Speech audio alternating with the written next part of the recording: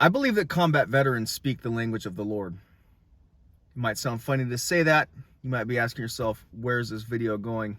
Well, you clicked on it. Listen to the end. Marines, soldiers, sailors, airmen, our coasties. I believe that we speak the language of the Lord in that many of us who have been on the battlefield have been in a desperate situation. And I want you to think right now of your most desperate situation. If you've never been on the battlefield, I want you to think of your most desperate situation. Maybe it was a car crash. Maybe it was someone close to you, almost dying, medical issue, or just straight up battlefield behavior, right? You're most desperate when all odds were against you, when it was do or die. What was your reaction? Did you call out to God in that circumstance? I've had several of those occasions, and in the ones that were not so rapidly unfolding that I couldn't think of anything except what I was doing at that very instance, I called out to the Lord. Literally in the midst of it, spoke to God, yelled to God, cried to God, ordered my men to do the same, and they did it because He is all we had and He's all we needed. When you're in that situation where it's do or die and people aren't going to come home unless God intervenes now, God is all you have. And the way in which you speak to Him gets extremely deliberate. You're not beating around the bush anymore with God, are you? You're not. Have you ever been driving down the road and just kind of like uttered little like half-worded prayers to God? To where like you get down the road even farther and you don't even remember that you prayed to Him.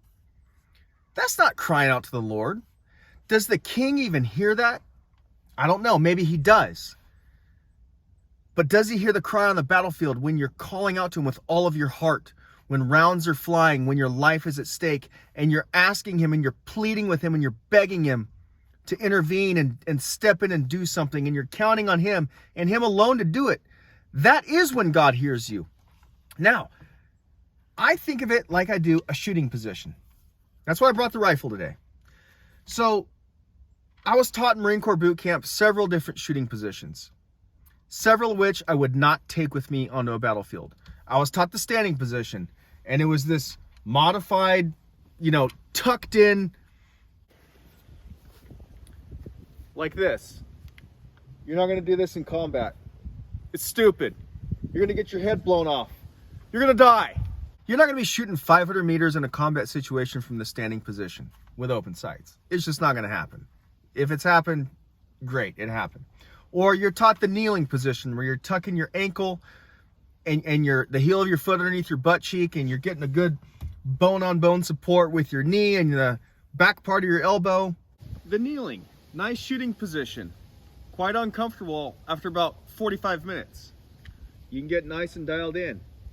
But you're not going to be sitting like this on the streets in battle. It's just not going to happen. You're probably not going to take that into a combat situation. But one thing you are going to take, and it sure as heck isn't the sitting position, but you are going to take the prone position. The prone position in boot camp on the rifle range is good enough for there, and it's good enough for the streets of whatever third world hellhole you happen to serve in. When things are getting bad, you get dialed in like this right here. Nice and low. Sight picture, sight alignment, bone support, no muscles involved. I could fall asleep like this if I wanted to. Wake up, still shoot my target. Shoot him right in the face if I wanted to. The prone position works, and it works every time. It makes you and your body being a target for the enemy an extremely small target. Everything is touching the deck. Everything is rock solid, and you're planted, and you're firm, and you're solid, and you're dialed in, and you're ready to deal some damage, right? The prone. And if you're in the prone position, you're there because you're desperate. Now, when you're desperate, you will cry out to the Lord if you have a brain in your head. And that is the position in which you should be crying out to the Lord. And it's also the position in which He will hear you. when you're crying out to him, if you're crying out to the correct Lord. So let me show you a couple things real quick. Things that King David, the ultimate warrior, said. Psalm 4, he says, "Hear me when I call, O God of my righteousness. You have relieved me in my distress. Have mercy on me and hear my prayer." Does it sound like he's sitting in a hot tub calling out to God? No, he's not. He's in his distress, calling out to him. "Give ear to my words, O Lord. Consider my meditation. Give heed to the voice of my cry, my King and my God, for to you I will pray." He says, give heed to the voice of my cry. He is not kicking it in the Bahamas while he's writing this psalm. He's in the thick of battle. He's in the fight of his life, and he's crying out to God. And God is not plan B or plan C. He's the only plan in the single alphabet. He's all he's got. Check out Psalm 18. He says, and I love Psalm 18. He says, "In my distress I called upon the Lord and cried out to my God. He heard my voice from his temple, and my cry came before him, even to his ears." My favorite psalm, my life psalm, Psalm 116, King David says, "I love the Lord because he has heard my voice and my supplications, because he has inclined his ear to me." This has the meaning of God taking his ear and bending it down to King David. Bending his ear down so that he can hear his cry. He says, "Therefore I will call upon him as long as I live." He goes on and he says, "I found trouble and sorrow. Then I called upon the name of the Lord. O Lord, I implore you, deliver my soul." King David understood that when you cry to God and you require him to answer in the most respectful of cases, you do it in all desperation.